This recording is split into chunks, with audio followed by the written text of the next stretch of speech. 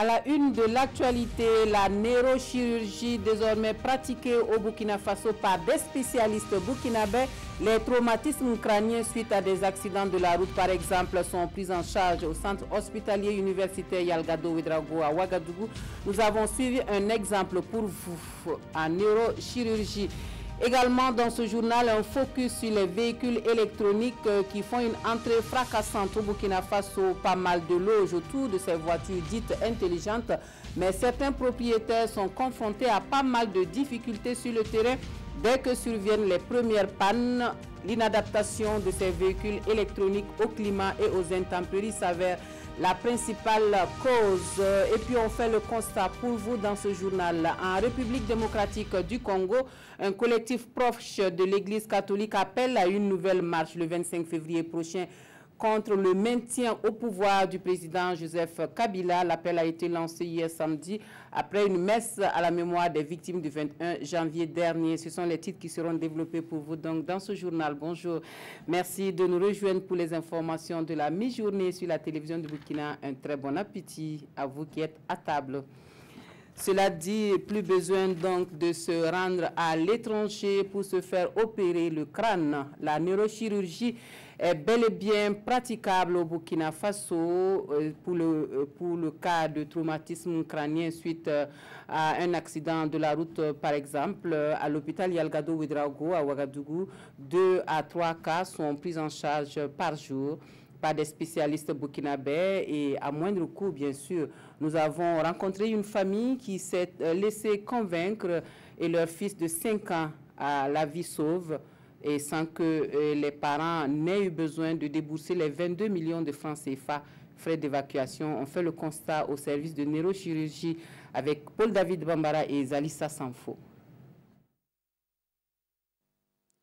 Se faire ouvrir le crâne au Burkina Faso par des Burkinabés. Une chirurgie redoutée par bon nombre de patients et de leurs accompagnants. Conséquence, certains préfèrent périr quand d'autres qui ont les moyens vont voir ailleurs. C'est le cas de la famille Ouedraogo. Elle était prête à débourser plus de 22 millions de francs CFA pour l'évacuation de son fils de 5 ans à l'étranger. Quand on parle de la tête, chacun est méfiant, effectivement, parce que pour le commun des mortels, bon, comment on va accéder, comment ouvrir la tête de quelqu'un, tout ça, bon, chacun était sur le qui-vive, donc vraiment... C'est exactement la même réaction qu'on a eue. Quand on a dit qu'on va l'opérer là, de la tête là, on a eu cette réaction-là.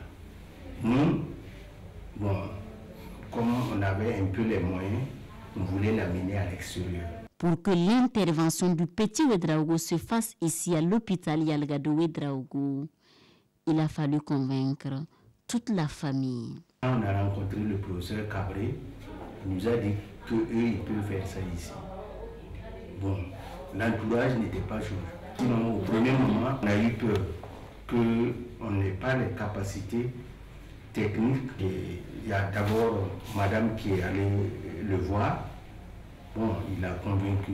Je suis allé le voir, on a discuté. Et bon, il m'a convaincu.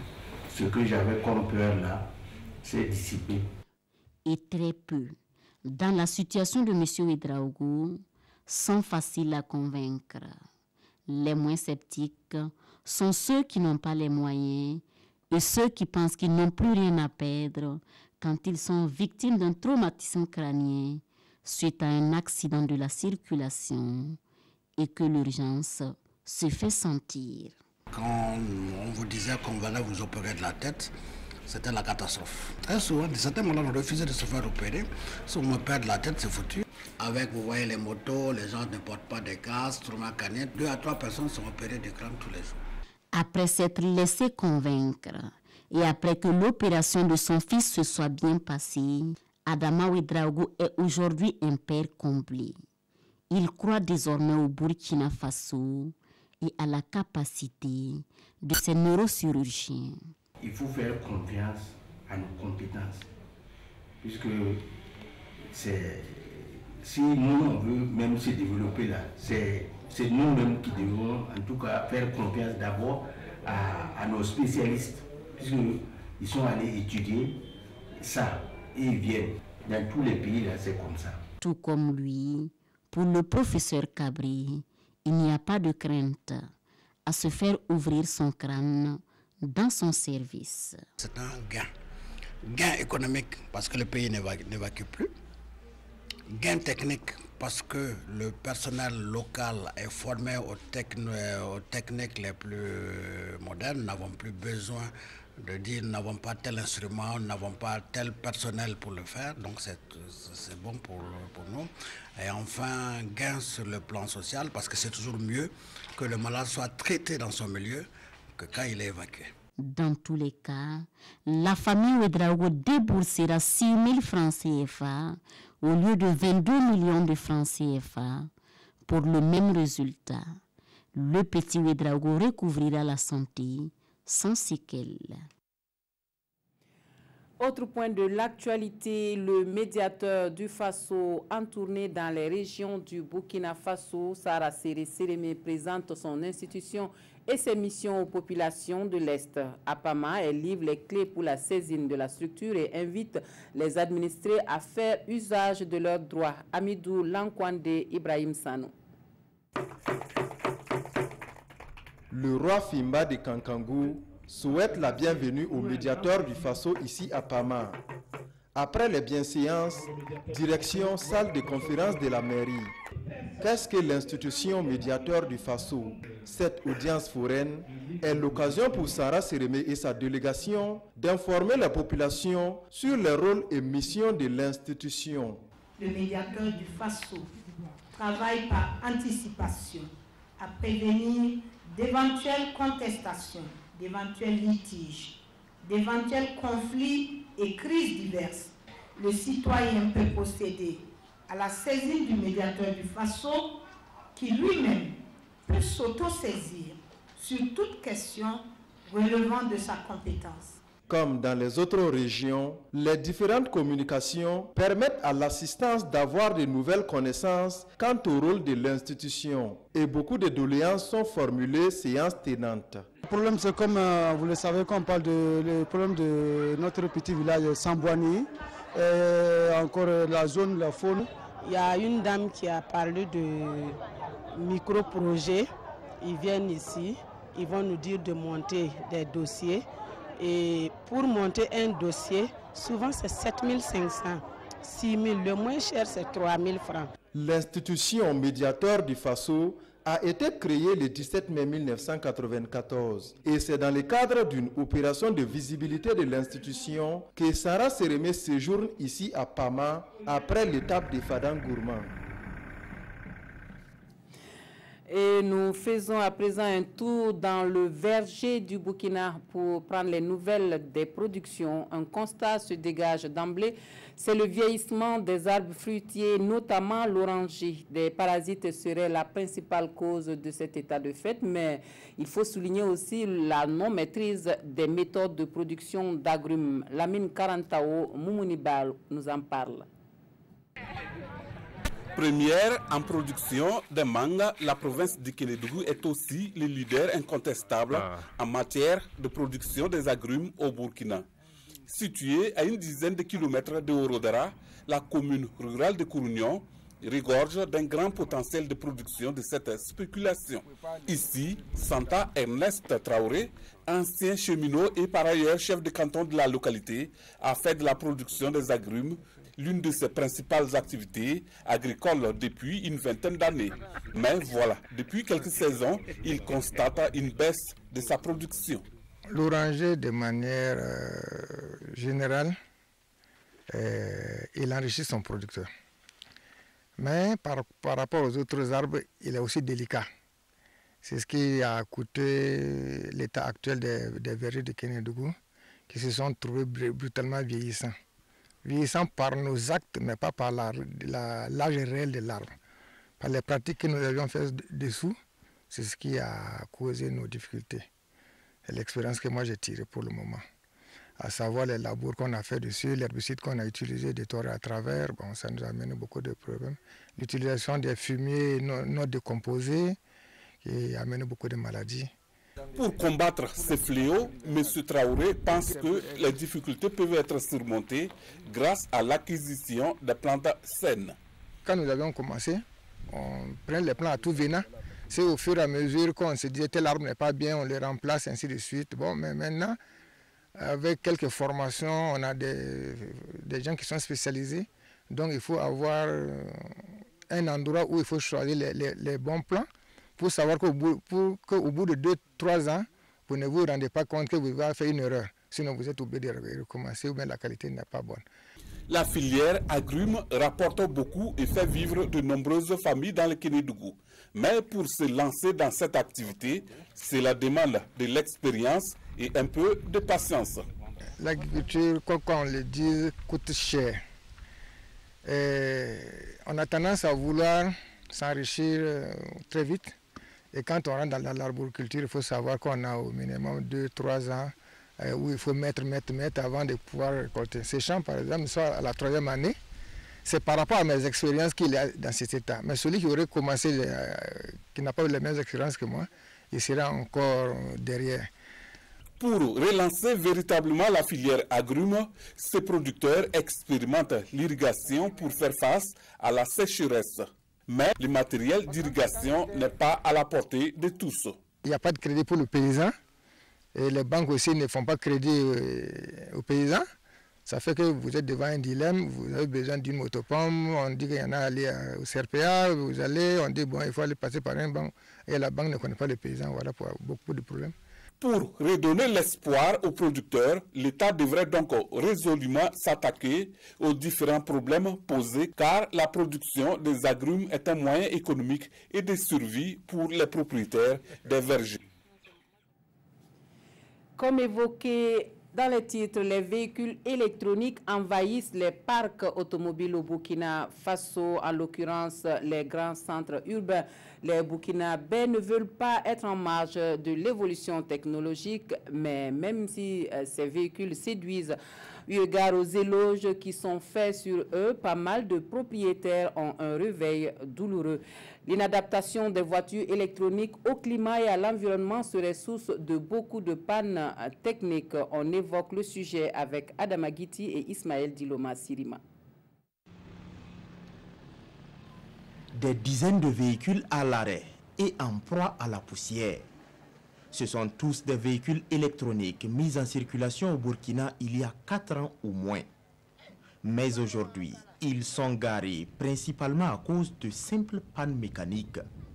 Ce véhicule, par exemple, a roulé pendant la saison pluvieuse et a pris de la boue, ce qui aurait endommagé le moteur.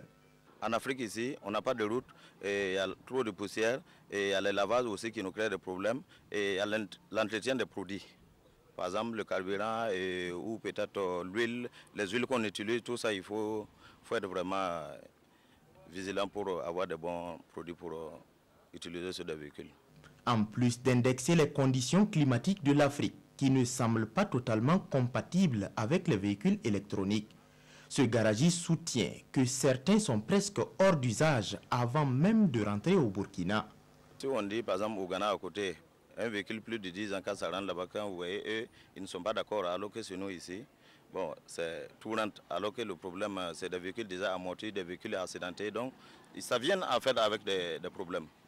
Vous allez prendre par exemple ce véhicule noir qui vient avec problème de clim, bon, il n'est même pas immatriculé, déjà il a déjà des problèmes, donc c'est-à-dire qu'il y avait bien ce problème. Je peux dire qu'aujourd'hui ce sont des voitures ce sont des consommables en fait. Il n'y a plus une voiture électronique qui peut durer 15-20 ans encore comme dans le passé. Donc si tu as payé la voiture là, il faut payer avec tes risques. Hein. Dans cet ordre d'idée, ce véhicule conçu en 2005 serait au terme de son efficacité. Par conséquent, lui comme tous ceux de sa génération voient ainsi leurs pannes se multiplier. Et le plus dur au Burkina, c'est de leur trouver des pièces de rechange. Les nouveaux véhicules, les pièces électroniques, et on ne trouve pas vraiment ici. Donc il faut à tout moment qu'on demande, il faut faire commander. Donc c'est ce qui fait que bon, des fois on a trop de véhicules parce qu'il faut garer le véhicule pour pouvoir commander les pièces. Les pièces électroniques, généralement ce n'est pas des pièces qu'on peut prendre pour déposer puisque ça se vend par référence. Donc les gens ne peuvent pas tout avoir, donc à tout moment il faut passer la commande ailleurs pour pouvoir avoir les pièces. Il est ainsi inutile de faire le tour des boutiques à la recherche de pièces comme le cerveau ou toute autre composante électronique. Les concessionnaires, c'est eux qui ont verrouillé tout. Par exemple, aujourd'hui, même si tu veux commander des pièces, si ce n'est pas que tu pars vers la Chine ou bien en Europe, il n'y a aucun Burkinabé qui a les moyens pour pouvoir faire face à ça. Hein. Donc, tout ça, là, ce sont des aspects où si nous avons des agréments, nous aussi, nous pouvons prendre des crédits et puis aller chercher des pièces de rechange. En attendant de mûrir cette idée, des milliers de voitures dorment dans des garages pendant des mois, voire des années. De plus, les pièces de rechange sur commande reviennent 5 à 20 fois plus chères que celles des véhicules ordinaires. Bon, les voitures qui n'étaient pas électroniques étaient des voitures à carburateur là. Je peux vous dire qu'à 50 000 francs, vous pouvez gagner un carburateur pour monter sur sa voiture. Mais aujourd'hui, le contacteur de papillon, lui, seul vaut 800 000 francs, qui remplace le carburateur. Vous avez la somme lambda qui est là pour analyser les gaz d'échappement. C'est un simple fil, mais attention, elle n'a pas moins de 200 000. Aux difficultés d'accès aux pièces de rechange, ce mécanicien professionnel signale aussi qu'il y a très peu de mécaniciens spécialistes des véhicules électroniques au Burkina. Et sur cette question, il indexe une mauvaise politique dans la formation des jeunes en mécanique électronique. Moi, je prends le centre de Zignaré, par exemple, le centre de référence de Zignaré. Moi, j'ai été administrateur là-bas 6 ans. Mais ce gros joyau-là que les Chinois nous ont donné, la SIM Taïwan, mais je peux dire que ça ne marche pas, ça ne va pas. Je suis administrateur, je dois le dire haut et fort, il faudra que l'État revoie. Il y a des endroits, il y a des domaines forcément même qu'il faut enlever la politique dedans et former normalement les jeunes. Et les donner de quoi pouvoir s'installer. Et pour permettre aux jeunes de s'installer à leur propre compte, un équipement de diagnostic s'avère primordial. Et celui-ci avec le logiciel intégré avoisinerait 10 millions de francs CFA. Le système de freinage anti-blocage. La deuxième promotion des élèves de plombiers formés au centre des métiers de l'eau est riche d'une trentaine de stagiaires désormais aptes à mettre leurs compétences au service des populations. C'est une initiative de l'Association nationale des professionnels du secteur eau et assainissement, la sortie de promotion avec Yacouba Gamene et Estelle Judith Assogba. De nouvelles compétences en métier de plomberie. Ces lauréats constituent la deuxième promotion formée au Centre des métiers de l'eau, CEMO. Ils ont bénéficié durant 6 mois au sein de cette structure de formation une dizaine de modules techniques et professionnels dans le domaine. Nous avons appris le balisage, à lire le plan et à faire les recherches de fuite aussi. Pour le directeur général du centre, il s'agit là d'une formation qualifiante qui permet aux bénéficiaires d'avoir des prérequis pour s'auto-employer ou, à défaut, mettre leurs compétences au service de l'ONEA. Vous savez que l'ONEA, c'est plutôt de la plomberie réseau. Donc, lorsque nous recrutons, nous avons toujours des difficultés parce que nous n'avons que des plombiers qui sont plus dans le domaine sanitaire que dans le domaine réseau. La formation aujourd'hui a consisté à leur donner les éléments nécessaires pour non seulement continuer à exercer dans le domaine sanitaire, mais également dans le domaine de l'exploitation des réseaux de l'ONEA. Le Fonds d'appui à la formation professionnelle et à l'apprentissage a injecté 13 millions de francs CFA pour assurer cette formation. 29 élèves au départ, ils sont 27 jugés aptes à exercer le métier. Vous avez constaté qu'il y a eu 2 qui ont été décalés. Et compte tenu des spécificités liées à l'eau, il fallait donc mettre cette rigueur et pouvoir nous sortir des professionnels. Il est attendu de ces lauréats une participation active au développement des services d'eau et d'assainissement par la mise en œuvre en savoir et savoir-faire en plomberie. En culture, l'humour, tout comme l'art vivant, ça s'apprend aussi grâce au Cercle des arts vivants. 35 jeunes artistes ont pu bénéficier d'une formation sur l'humour et sur le droit d'auteur et la sécurité sociale. Il faut bien vivre de son art. Alidou Badini Arunamari. Ces spectacles, c'est le fruit d'une semaine de formation à l'endroit des humoristes venus de toutes les contrées du Burkina. Au nombre de 35, ils ont reçu de la matière pour parfaire leur art. C'est un projet du Cercle des Arts Vivants. Faire de l'humour nécessite la maîtrise d'abord d'une certaine écriture humoristique.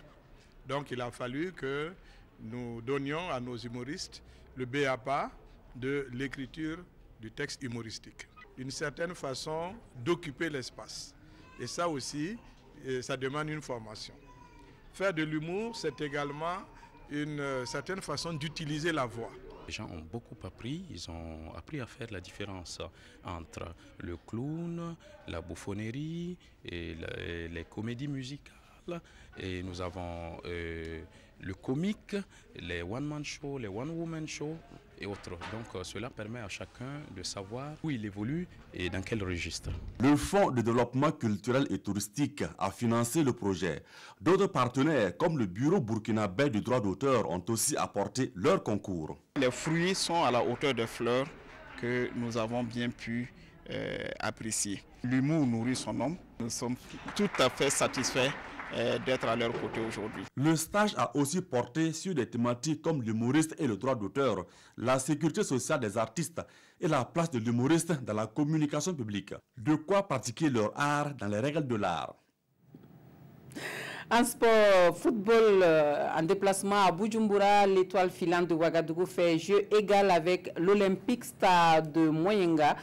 Un match comptant pour les préliminaires de la Coupe de la Confédération. Un résultat piège avant le match retour à Ouagadougou. Le résumé de la rencontre avec nos envoyés spéciaux Roger Kam, Kalfa Ouattara. L'étoile filante de Ouagadougou garde toutes ses chances de qualification. En arrachant un nul à Bujumbura, l'effort réussit l'acte 1 de cette double confrontation. Des Stéris qui ont eu l'occasion durant les 45 premières minutes de piéger l'adversaire. 0-0, c'est le score à la pause. À la reprise, l'étoile insiste, inquiète l'Olympique Star de Mwenga. Durant les 10 dernières minutes, les faux laissent l'initiative du jeu à l'adversaire. Score final, 0 but partout. Il faut quand même féliciter ces enfants parce qu'ils se sont battus malgré les conditions que nous avons quand même subies. Et je pense que le nul 0-0 est bon à prendre. Il fallait tout faire pour ne pas encaisser un but. Et c'est ce que nous avons fait. Il ne fallait pas laisser l'espace à cet adversaire qui manie bien le ballon. Donc on a fermé un peu. Donc on n'a pas eu assez d'espace. Mais malheureusement, chez nous, on a eu quelques occasions où on allait peut-être faire une petite surprise ici. La balle n'est pas rentrée au fond des filets. Et je pense que c'est bon pour nous. On va repartir au pays tranquillement, travailler pour pouvoir passer ce tour-là. Je pense que là, on ne doit pas douter. Et ceux qui sont à Ouagadougou doivent se préparer. Si on rentre, on doit effectivement être qualifié.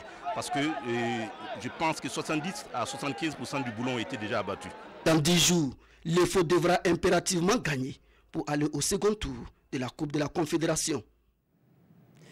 Un dernier mot de l'actualité à l'étranger. En République démocratique du Congo, l'Église catholique campe sur ses positions. Pas question pour le président Joseph Kabila de se maintenir au pouvoir. Des appels à manifester se multiplient, même si ces manifestations sont réprimées par les forces de l'ordre. Hier samedi, c'est un collectif proche de l'Église catholique qui appelle à une nouvelle marche le 25 février prochain. L'Église catholique entend maintenir la pression sur Joseph Kabila malgré la répression. Lors de la messe donnée vendredi à la mémoire des victimes de la marche du 21 janvier, le clergé et les laïcs ont réitéré que leur marche ne s'arrêtera pas. Une conviction que la mort de plusieurs manifestants ne fait que renforcer selon les membres du comité laïque de coordination de l'Église catholique. Il répète une seule chose, vivre heureux sur cette terre de nos ancêtres. Ils n'ont jamais pris un seul instant. Ils devaient donner leur vie pour que les dirigeants de ce pays comprennent qu'ils n'avaient simplement soif que de liberté. 7 personnes ont été tuées à l'occasion des marches organisées par le comité laïque à Kinshasa, selon les Nations Unies et l'épiscopat, 2 d'après les autorités. Lors de la conférence de presse du 26 janvier, Le président Kabila avait critiqué l'ingérence de l'Église dans les affaires politiques en RDC, demandant de rendre à César ce qui est à César et à Dieu ce qui est à Dieu. Les catholiques lui demandent de déclarer publiquement qu'il ne se représentera pas à la prochaine présidentielle prévue le 23 décembre 2018. Voilà pour les informations de la mi-journée de ce dimanche. Merci de nous avoir reçus chez vous. Toute l'équipe du 13h se joint à moi pour vous souhaiter une très belle journée dominicale.